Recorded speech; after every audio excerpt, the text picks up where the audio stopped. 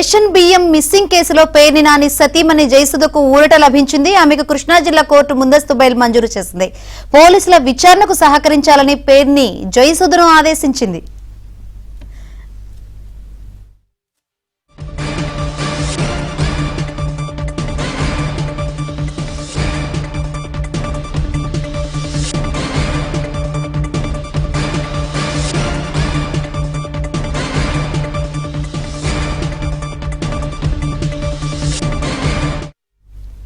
Right, ration బియ్యం missing కేసులో పేర్ని నాని సతీమణి జయసుధకు ఊరట లభించింది. ఈ అంశం సంబంధించి మరిన్ని వివరాలు అందించేందుకు మా ప్రతినిధి ప్రసాద్ సిద్ధంగా ఉన్నారు.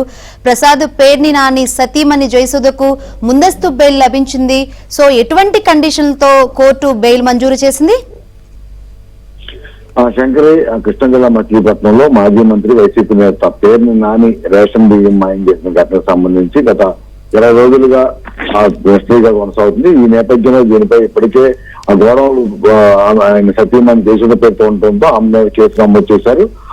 నిన్న పిఎన్ అరెస్ట్ చేసిన నేపథ్యంలో ఈ దాదాపు ముందస్తు బెయిల్ ఇవ్వాలంటూ మచిలీపట్నం జిల్లా కోర్టులో ఆమె బెయిల్ పిటిషన్ దాఖలు చేశారు. దీనిపై ఇప్పటికే 4 విడతలుగా కూడా విచారణ ఇరు న్యాయవాదులు వాదనలు ఉన్న తర్వాత ఈ రోజు జిల్లా కోర్టు ఆమెకు ముందస్తు బెయిల్ మంజూరు చేస్తూ కొద్దిసేపు క్రితం నిర్ణయిస్తుంది. అంతేకాకుండా విచారణకు అధికారుల విచారణకు పూర్తి స్థాయిలో సహకరించాలని, అదేవిధంగా ఎక్కడా కూడా మచిలీపట్నంలో ఉంటూ వారికి అన్ని విధాలు సహకరించే విధంగా ఉంటేనే బెయిల్ మంజూరు చేస్తామని ముందుగానే న్యాయవాది సూచించారు. ఈ నేపథ్యంలో ఆమె తరఫున వాదించిన న్యాయవాది కూడా అంగీకరించిన తర్వాత బెయిల్ మంజూరు చేశారు. ఈ రేపు ఎల్లుండి నోటీస్ ఇచ్చి ఆమెను విచారణ పిలిపించే అవకాశం ఉంది. ఎందుకంటే ఇప్పటికే ఆ పిఎన్ అరెస్ట్ చేసిన నేపథ్యంలో ఈ కేసులో నేరుగా పాత ఎక్కడా లేకపోయినప్పటికీ కూడా ఆ మొత్తం పేర్ని నాని మొత్తం నడిపించినప్పటికీ కూడా కేవలం ఆమె పేరుతో ఉన్న నేపథ్యంలోనే ఈ రోజు ఆమె దోషిగా నిలబడింది.